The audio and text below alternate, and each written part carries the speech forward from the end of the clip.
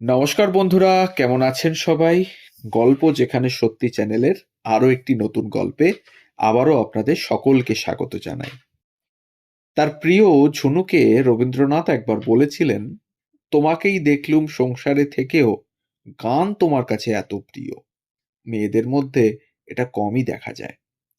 তারা সংসার করতে বড্ড ভালোবাসে। ঝুনু হলেন সঙ্গীত সাধিকা সাহানা দেবী। রবীন্দ্রসঙ্গীতেই যার প্রধান পরিচিতি। কবি তার সঙ্গীতকে সার্থক হয়ে উঠতে দেখতেন সাহানার কানে। ছোট থেকেই বৈচিত্র্যময় সুরধারার পথে গড়ে ওঠেন সাহানা দেবী, যার ভিত্তি ভক্তি ও প্রেমে ভরা আধ্যাত্মিক দর্শন। আজকের গল্প এই সাহানা দেবীকে নিয়ে। 1897 সালের মে মাসে ফরিদপুরের এক ব্রাহ্ম পরিবারে সাহানা দেবীর জন্ম। পরিবারের শিক্ষা, সংস্কৃতি ও সঙ্গীতের চর্চা ছিল আগে থেকেই। পিতামহ সাধক কালীনারায়ণ গুপ্ত ছিলেন সমাজসেবক, ব্রাহ্ম ধর্মের প্রচারক। তিনি বহু ব্রাহ্ম সঙ্গীত রচনা করেছিলেন। বাবা প্যারীমোহন গুপ্ত সিভিল সার্জন এবং জ্যাঠামশাই প্রখ্যাত আইসিএস কেজি গুপ্ত, মানে কৃষ্ণ গোবিন্দ গুপ্ত নামে সবাই চিনতেন একটাকে। সাহানার 1.5 বছর বয়সে বাবা প্রয়াত হন। মা তরলা দেবীর সঙ্গে তাকে চলে আসতে হয় কলকাতার মামার বাড়িতে। রসা রোডের এই বাড়িতেই তার বড় হওয়া। শিল্প, শিক্ষা, সংস্কৃতি, স্বদেশ প্রেম ও সঙ্গীতে আলোকিত এই পরিবার। সাহানার মামাবাবু ছিলেন দেশবন্ধু চিত্তরঞ্জন দাস।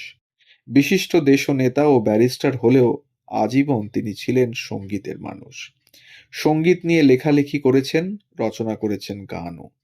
ব্রাহ্ম হয়েও দেশবন্ধু ছিলেন বৈষ্ণব গীতিকবিতার প্রেম রসের অনুরক্ত।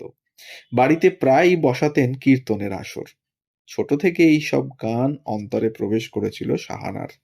দেশবন্ধুর বোন অর্থাৎ সাহানার মাসি অমলা দাস ছিলেন অসামান্য রবীন্দ্রসঙ্গীত শিল্পী। 20 শতকের গোড়ায় রেকর্ডের আদি যুগে ইনি মিস দাস নামে অনেক রবীন্দ্রসঙ্গীত গেয়েছিলেন রেকর্ডে। সে যুগে একমাত্র তিনি শান্তিনিকেতনী সঙ্গীত শিক্ষা নিয়ে যথাযথ ভাব নির্ভর রবীন্দ্রসঙ্গীত গাইতেন। এই মাসির কাছেই সাহানার প্রথম সঙ্গীত শিক্ষা। মামার বাড়ির অন্য যারা গানে উজ্জ্বল ছিলেন তাদের মধ্যে কয়েকজন হলেন কনক বিশ্বাস, সতী দেবী মানে রুমা গুহ ঠাকুরতার মা, সুপ্রভা রায় মানে সুকুমার রায়ের পত্নী, বিজয়া দাস মানে সত্যজিৎ রায়ের স্ত্রী প্রমুখ। রবীন্দ্রনাথের সঙ্গে নিবিড় যোগ ছিল রসা রোডের বাড়ির। প্রায়ই আসতেন তিনি।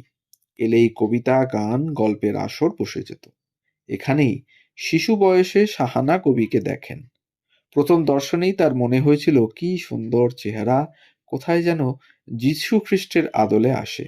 গৌরবর্ণ, লম্বা দোহারা, চোখ, নাক, মুখ সব যেন দেখবার মতো। দেখলে চেয়ে থাকতে ইচ্ছে করে। এই সময়ই একবার মাসির কাছে শেখা ঘুরে ফিরে এমনি করে ছড়িয়ে দেরে ফাগের রাশি, এই গানটি গেয়ে রবীন্দ্রনাথকে মুগ্ধ করে দিয়েছিলেন ছোট্ট সাহানা। কবির নজরে তখন থেকেই পড়ে গেলেন।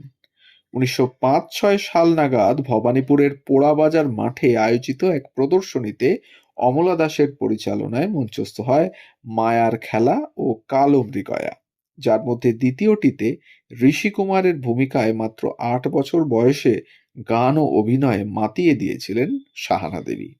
আবার 14-15 বছর বয়সে একবার দেশবন্ধু তাকে বলেছিলেন, তুই যদি আমার এই গানটিতে ভালো সুর দিতে পারিস তবে তোকে একটা হীরের নেকলেস দেব।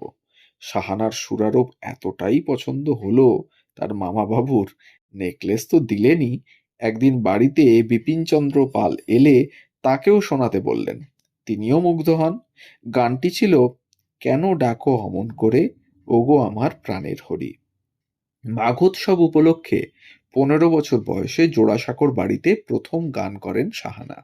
শুধু রবীন্দ্রনাথ নন, ঠাকুর বাড়ির প্রত্যেকেই ছিলেন তার গানের অনুরাগী। কবির পরামর্শে বিষ্ণুপুরের সঙ্গীত রত্নাকর সুরেন্দ্রনাথ বন্দ্যোপাধ্যায়ের কাছে সঙ্গীত শিক্ষা শুরু হলো। অতুলনীয় কণ্ঠশিল্পীর পাশাপাশি সুরেনবাবু ছিলেন একজন যশস্বী স্বরলিপিকার। অনেক রবীন্দ্রসঙ্গীতের স্বরলিপি করেছেন তিনি। তার শিক্ষায়, স্বরলিপিকরণেও যথেষ্ট দক্ষ হয়ে উঠেছিলেন সাহানা দেবী।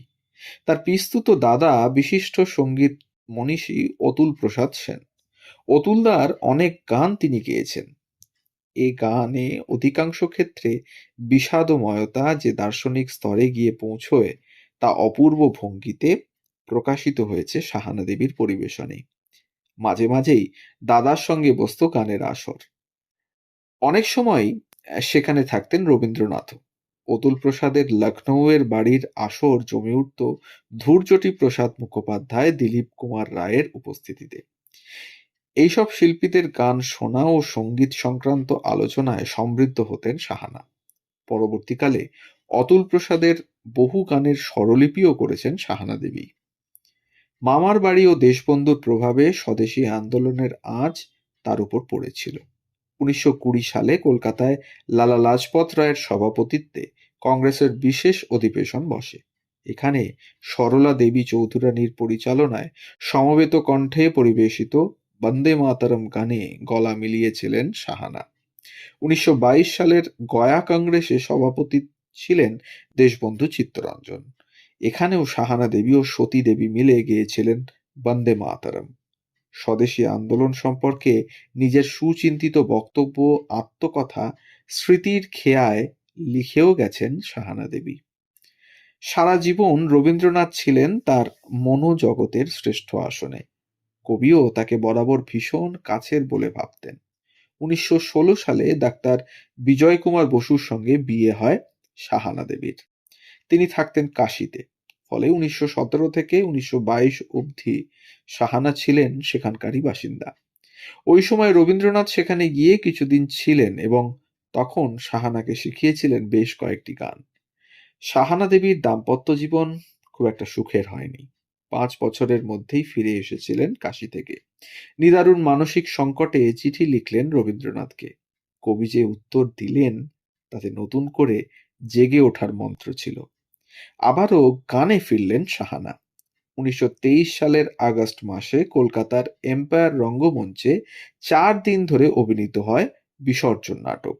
জয়সিংহের ভূমিকায় রবীন্দ্রনাথ ও দীনেন্দ্রনাথ রঘুপতি। এ নাটকে রবীন্দ্রনাথ সাহানাকে নিয়েছিলেন শুধুমাত্র গানের জন্য। তখন এ নাটকে 3টি গান ছিল: ওগো পুরবাসী, আমি একলা চলেছি এইভাবে এবং থাকতে আর তো পারলি নেমা। কিন্তু যেহেতু সাহানা গাইবে তাই আরো 7টি গান রবীন্দ্রনাথ জুড়লেন এই নাটকে।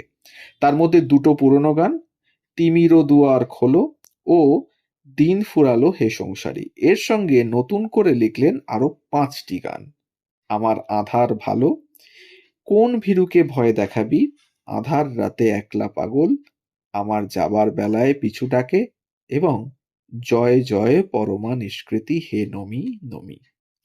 গানগুলি জোড়াসাঁকোর বাড়িতে বসে এক এক করে শিখিয়েছিলেন রবীন্দ্রনাথ। নিজের গান সাহানা দেবীর গলায় শোনার যে তীব্র আকাঙ্ক্ষা ছিল কবির, এ তার অন্যতমই প্রমাণ। সাহানাও ভীষণ ভরসা করতেন তাকে। 1926 সালে যখন তিনি ক্ষয় রোগে আক্রান্ত, তখন অসহায় হয়ে রবীন্দ্রনাথের কাছে আশ্রয় চেয়ে চিঠি লিখলেন।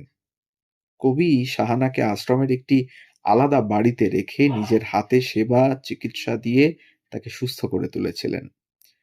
সাহানার গানেই মুগ্ধ ছিলেন দীনেন্দ্রনাথ। একবার তিনি জোড়াসাঁকোর বাড়ি থেকে সাহানাকে ফোন করে ডাকলেন, কয়েকটা গান তাকে শেখাবেন। কিন্তু অনেক চেষ্টা করেও দক্ষিণের রসা রোড থেকে উত্তর কলকাতায় যাওয়ার মতো যানবাহন মিলল না। তখন ফোনেই দিনুদার কাছ থেকে প্রায় 14টি গান শিখে নিলেন সাহানা দেবী। শুনে রবীন্দ্রনাথ বলেছিলেন, এমন গান পাগলা আমি আর কোনো মেয়েকে দেখলুম না। শুধু রবীন্দ্রনাথ বা অতুল প্রসাদের গান নয়, ভজন, কীর্তন, হিন্দি ভক্তিগীতিও গাইতেন নানা জায়গায়, যার মধ্যে কিছু ধরা আছে রেকর্ড রেডিওয়ে। নলিনীকান্ত সরকার আসা যাওয়ার মাঝখানে নামে স্মৃতিকথায় লিখেছেন, একটি আসরে সাহানা দেবীর গলায় বিদ্যাপতির পদ, মাধব বহুত মিনতি করি, শুনে তার মনে হয়েছিল এই মিনতি, এই প্রার্থনা যেন প্রাণবন্ত হয়ে উঠল সাহানা দেবীর কণ্ঠে। আর একবার দিলীপ কুমার রায়ের থিয়েটার রোডের বাড়িতে নলিনীকান্ত দেখেছিলেন সাহানা দেবীর নৃত্য। নৃত্যের তালে তালে গানটি নিজেই গেয়ে যে অপূর্ব নাচ সেদিন তিনি নেচেছিলেন তা দেখে প্রত্যেকেই মুগ্ধ হন। তিনি ছিলেন একজন স্বয়ংসম্পূর্ণ শিল্পী। দিলীপ কুমার রায়ের সংস্পর্শে এসে সাহানা দেবীর শেষ জীবন মোড় নিয়েছিল আধ্যাত্মিক অভিমুখে। বিপ্লবী অরবিন্দকে তিনি দেখেছিলেন অনেক আগেই। ঋষি অরবিন্দ তাকে প্রভাবিত করেছিলেন। দিলীপ কুমারের সান্নিধ্য লাভের পর 1928 সালে সাহানা দেবী চলে গেলেন পণ্ডিচেরির আশ্রমে। আশ্রয় নিলেন ঋষি অরবিন্দ ও শ্রীমার চরণে। নিভৃতচারী সাধিকা জীবন কাটালেন বাকিটা সময়। প্রয়াণ 6 এপ্রিল 1990। যদিও রেডিও রেকর্ডে গান গাওয়া তার পরেও কয়েক বছর অবধি বজায় ছিল। 1925 সালে সাহানা দেবী প্রথমবার রেকর্ডে গাইলেন দুটি রবীন্দ্রসঙ্গীত, আমার যাবার বেলায় এবং যদি তারে নাই চিনি গো।